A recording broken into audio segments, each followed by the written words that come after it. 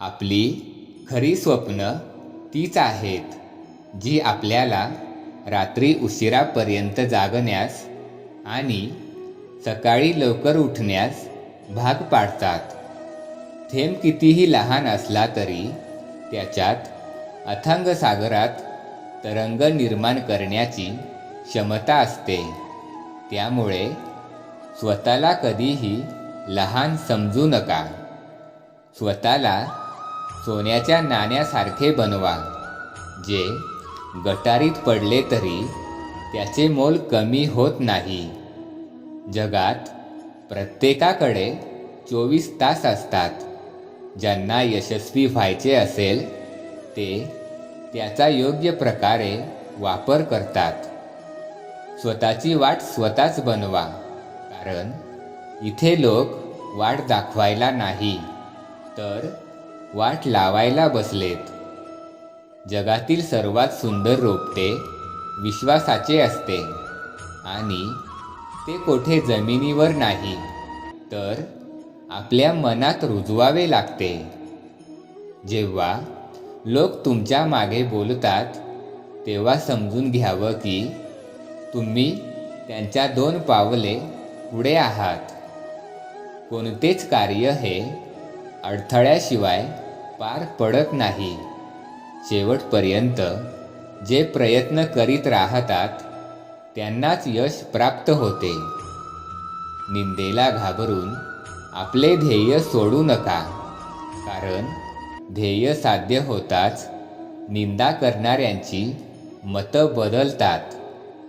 अडचणीच्या वेळेत सगळ्यात मोठा आधार म्हणजे स्वतःवरचा विश्वास, जो मंद हास्य करत तुमच्या कानात प्रेमाने सांगत असतो, सगळं व्यवस्थित होईल.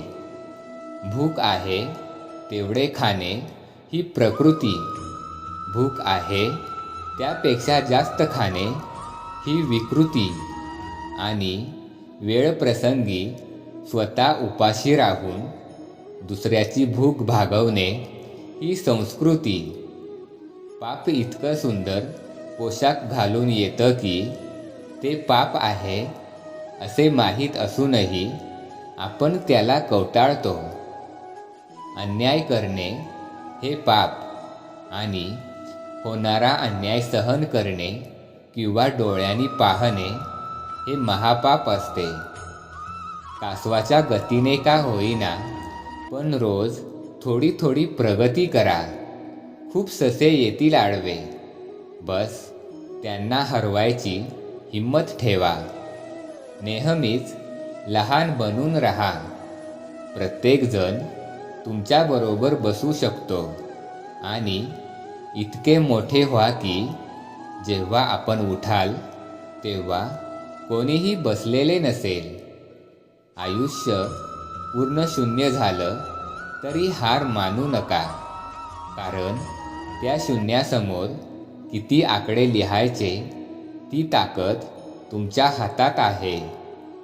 या 2 गोष्टींमुळे जग तुम्हाला ओळखते.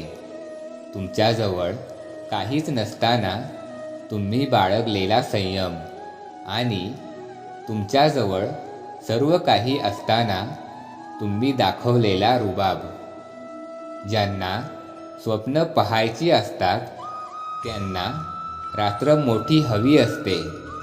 ज्यांना स्वप्न साकार करायची असतात त्यांना दिवस मोठा हवा असतो.